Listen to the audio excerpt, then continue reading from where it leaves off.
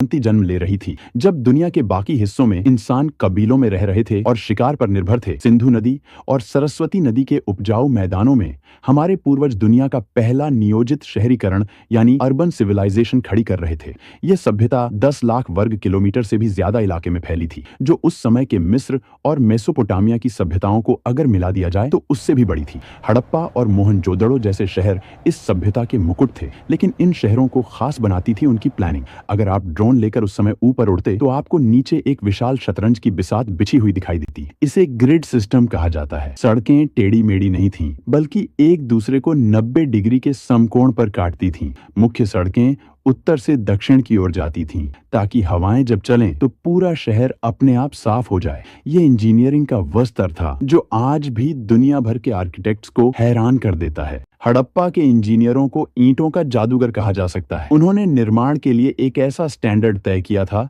जो पूरे साम्राज्य में लागू होता था, चाहे आप उत्तर में हो या दक्षिण में।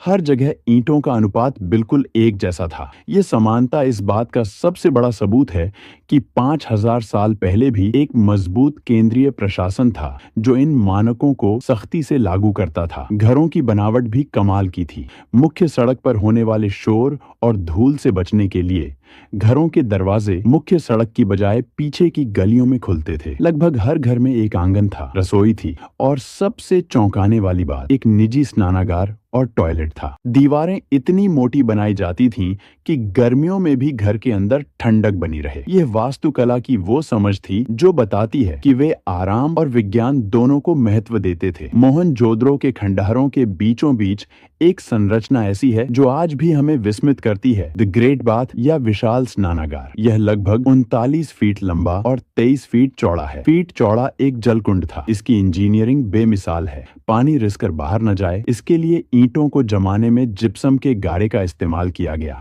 और उसके ऊपर बिटुमेन यानी प्राकृतिक तारकोल की एक मोटी परत चढ़ाई गई। यह दुनिया का सबसे पुराना वाटरप्रूफिंग का उदाहरण है। इतिहासकार मानते हैं कि यह सामाजिक या धार्मिक अनुष्ठानों के लिए इस्तेमाल होता था, लेकिन पानी की कहानी सिर्फ यहाँ तक सीमित नहीं थी। गुजरात के धोलावीरा शहर ने तो जल संरक्षण में कमाल ही कर दिया था। यह शहर रेगिस्तान के बीच में था, इसलिए वहाँ के इंजीनियरों ने बारिश के पानी को इकट्ठा करने के लिए विशाल जलाशय और बांध बनाए। उन्होंने चट्टानों को काटकर ऐसे चैनल बनाए जो नदी के पानी को शहर के बड़े टैंकों तक लाते थे। धोलावीरा का जल प्रबंधन सिस्टम आज भी आधुनिक हाइड्रो इंजीनियर्स के लिए एक केस स्टडी है। हड़प्पा की अर्थव्यवस्था की रीढ़ थी उनका व्यापार, और इस व्यापार का केंद्र था लोथल। गुजरात के तट पर स्थित लोथल में दुनिया का सबसे पुराना जात मानव निर्मित बंदरगाह मिला है। यहाँ ईंटों से बना एक विशाल बेसिन था जहाँ समुद्र से आने वाले जहाज लंगर डालते थे।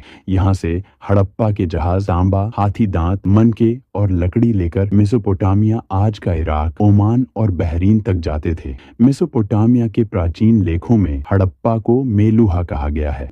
सुदूर देशों में मिली हड़प्पा की मोहरें इस बात का सबूत हैं कि उनका व्यापारिक नेटवर्क कितना विशाल था। वे वजन तौलने के लिए पत्थर के बांटों का इस्तेमाल करते थे, लेकिन इस सभ्यता का सबसे बड़ा रहस्य आज भी हमें चुनौती दे रहा है, उनकी लिपि।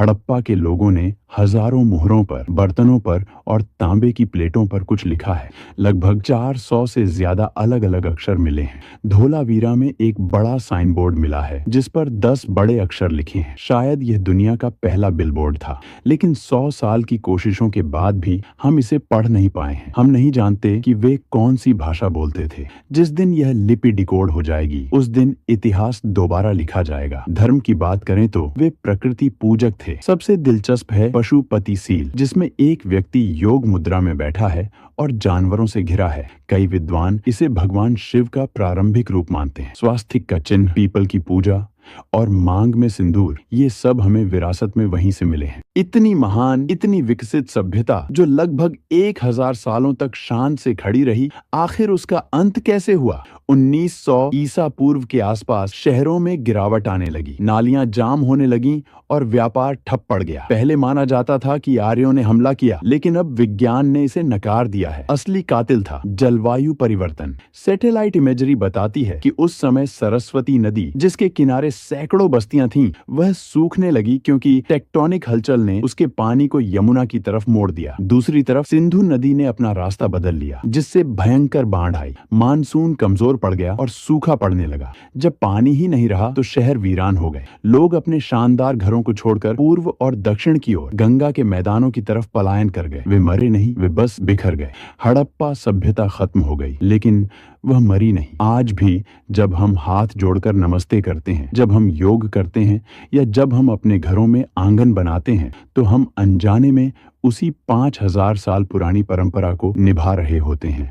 हड़प्पा के लोग हमारे भीतर जीवित हैं। उनका खून और उनका डीएनए आज भी भारत की रगों में दौड़ रहा है। यह खामोश खंडहर हमें याद दिलाते हैं कि हम